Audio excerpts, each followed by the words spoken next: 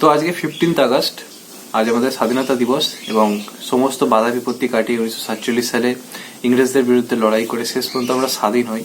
এবং আজকে 75 বছর পরও আমরা কি আদৌ স্বাধীন নাকি স্বাধীন নই, এই আলোচনা হয়তো চলতেই থাকবে, কিন্তু আমি সেই আলোচনায় যাব না। আমি আজকে এই দিনে এমন একটা সিনেমা নিয়ে কথা বলবো যে সিনেমাটা ভারতবর্ষের সিনেমার ইতিহাসটাই পাল্টে দিয়েছিল, তার সিনেমাটোগ্রাফির দ্বারা, তার ভিজুয়ালাইজেশনের দ্বারা, সমস্ত কিছুর দ্বারা বলিউডের সিনেমার ক্ষেত্রে বা বলুন বা ইন্ডিয়ান সিনেমার ক্ষেত্রে একটা ইতিহাস ক্রিয়েট করেছিল। আজকে সেই সিনেমাটা নিয়ে কথা বলবো, যেখানে ইন্ডিয়ান আর পাকিস্তানের যুদ্ধের কথা বলা হয়েছে 1971 সালে। সিনেমাটার নাম হচ্ছে Border, direct by JP Dutta. তো সেই সিনেমাটা নিয়ে কথা বলবো এবং আজকের দিনে এই সিনেমাটা কিন্তু খুবই প্রাসঙ্গিক। তো চলুন স্টার্ট করা যাক আজকের ভিডিও, বর্ডার মুভি রিভিউ।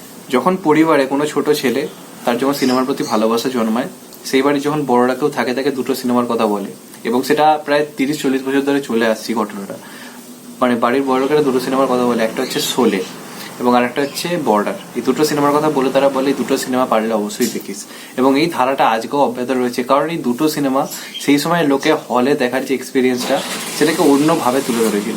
প্রথম হচ্ছে শোলে, যে সিনেমাতে এমন এমন কিছু সিন ছিল যে সিনেমাগুলো সেই সময় ভাবা যায় না, সেটা হলে দেখে লোক অবাক হয়ে গেছিল। এবং তারপর 1997, যে সেটা আমার জন্ম স্পেশালি, এবং আমার 18 মে জন্ম, তার কয়েক মাস পরেই, মানে কয়েক মাস না কয়েকদিন পরেই এই সিনেমাটা রিলিজ করেছিল। তো বুঝতেই পারছেন তখন তো হলে গিয়ে দেখা সম্ভব ছিল না, তো দেখা হয়ে ওঠেনি। তো পরবর্তীকালে তো দূরদর্শনে প্রত্যেক 15th আগস্ট এটা দেয়, 26 জানুয়ারিতে দেয়। তো প্রত্যেকবারই দেখেছি এবং আজ এত বড় হয়ে গেছি, আজও সিনেমাটা দেখলে ততটাই গুসবাম্স হয় যতটা রোবট দিয়েছে। এই যে আজকে ধরুন যে ওয়ার সিনেমাগুলো আসছে, সেগুলো আপনারা কতবার দেখবেন?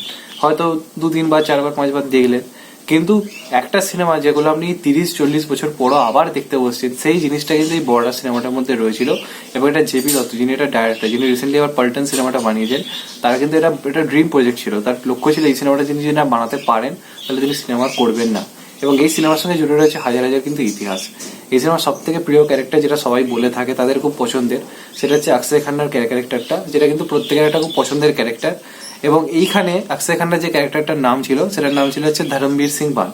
তো এই ক্যারেক্টারটা কিন্তু প্রত্যেকের একটা পছন্দের ক্যারেক্টার, এবং অনেকে হয়তো জানেন না এই ক্যারেক্টারের কিন্তু প্রথম চয়েস অক্ষয় খান্না কিন্তু ছিল না। এই ক্যারেক্টারের প্রথম চয়েসে হাজার হাজার নাম এসেছিল, যে লাইক সলমান খান, আমির খান, ইভেন শাহরুখ খান, অক্ষয় কুমার, অজয় দেবগন, এই 5 জনের নাম এসেছিল। 5 জনই রিজেক্ট করে দিয়েছিল, বিভিন্ন কারণে রিজেক্ট করেছিল। তো শেষ পর্যন্ত অফার যে অক্ষয় খান্নার কাছে, এবং অক্ষয় খান্না অভিনয় করার পর এটা তার কেরিয়ারের একটা মাইলস্টোন সিনেমা হয়ে দাঁড়ায়।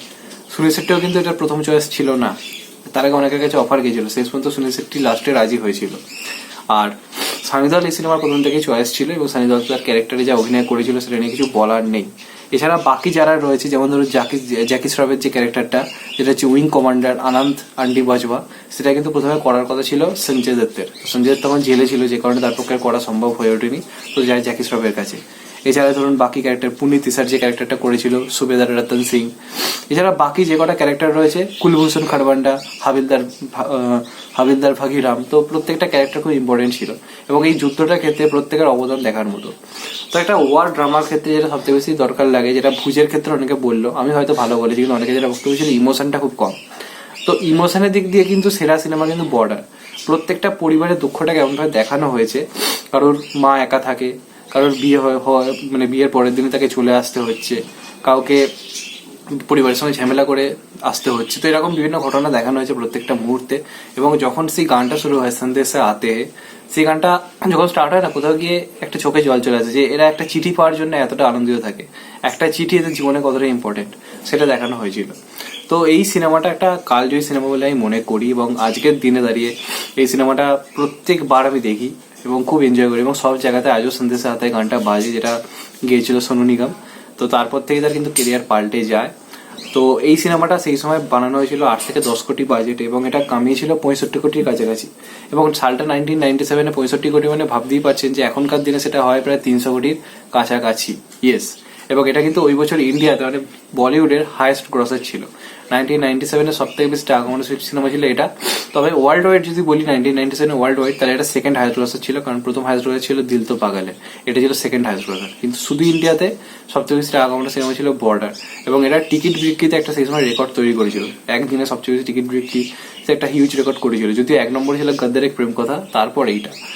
তো এই সিনেমাটা আজও প্রত্যেকটা লোকের মনে সমানভাবে বিরাজমান এবং আমি আজও দেখি এবং আজকেও ইভেন দেখবো। আমার এটা আগে দেখা বলে রিভিউটা সকাল সকাল করতে পারলাম। এবং যারা এটা আজও দেখোনি তারা বলবো মানে সিনেমার ক্ষেত্রে একটা ইতিহাস তোমরা মিস করে গেছো, কারণ এটা প্রত্যেকের দেখা উচিত বলে আমি মনে করি। এটা যেভাবে যুদ্ধ সিনগুলো দেখানো হয়েছে আজ থেকে প্রায় ধরুন 24 বছর আগের কথা, তখন যেভাবে যুদ্ধের সিন দেখানো হয়েছে সেটা থেকে আমাদের আজও শেখা উচিত, আমাদের বলিউডের আজও শেখা উচিত যে আমরা এই করতে পারি। এবং যারা বলছে বলিউড আজকে গার্বেজ, বলার জন্য কিন্তু খুব একটা দোষ নেই, কারণ একটা 1997 সালে বলিউড যা করে দেখিয়েছে আজকে 2021 সালে দাঁড়িয়ে কিন্তু সেরকম করতে পারছে না। এখানে কিন্তু কোনো আইটেম সং নেই, কিচ্ছু নেই, জাস্ট যুদ্ধ, ইমোশন, দুঃখ সবকিছু মিলিয়ে একটা অসাধারণ সিনেমা। এবং সুনীল শেট্টির অভিনয়, সুনীল শেট্টিকে ওই সময় যে এরকম অভিনয় পাওয়া যাবে সত্যি ভাবা যায়নি। সেই যে অভিনয়টা করেছে দুঃখের সিনগুলো এবং লাস্টে সেই ছুটে গিয়ে ল্যান্ডমাইনটা ফাটিয়ে দেওয়ার যে সিনটা ভাবা যায় না, জাস্ট মানে ব্রিলিয়ান্ট। এবং ভাবতে পারছেন ওই সিনে হলে কি পরিস্থিতির সৃষ্টি হয়েছিল, যেমন বাহুবলী দেখার সময় হয়েছিল তেমনই। তো ওইটা ওই সময় কিন্তু বাহুবলী ছিল বলে আমি মনে করি এবং প্রত্যেকে হলে গিয়ে দেখে এনজয় করেছিল। আমরা মানে মানে কি বলবো, খুবই দুঃখ হয় যে আমাদের সময় এরকম সিনেমা আসে না। যারা এই সিনেমাগুলো হলে দেখেছে লাইফে বিরাট কিছু করে ফেলেছে আমার মনে হয়। যারা ধরুন শোলে, গদ্দার, তারপর ধরুন এই বর্ডার, এইগুলো হলে গিয়ে দেখেছে না, তারা বিরাট কিছু পেয়ে গেছে বলে আমার মনে হয়। আমরা রিসেন্টলি হয়তো বাহুবলীটা পেয়েছি, কিন্তু এই ধরনের সিনেমা হলে গিয়ে দেখার মজা আলাদা। বেসিক্যালি 15 আগস্ট যদি রিলিজ করলে আরোই বেটার। তো তোমাদের কি মনে হয় সিনেমাটা নিয়ে অবশ্যই কমেন্ট করে বলবে। যদি চ্যানেলটা নতুন হয় চ্যানেলটাকে প্লিজ সাবস্ক্রাইব করে দেবে and get the bell icon. তো সবাই ভালো থেকো, সুস্থ থেকো, টেক কেয়ার, বাই এন্ড নমস্কার।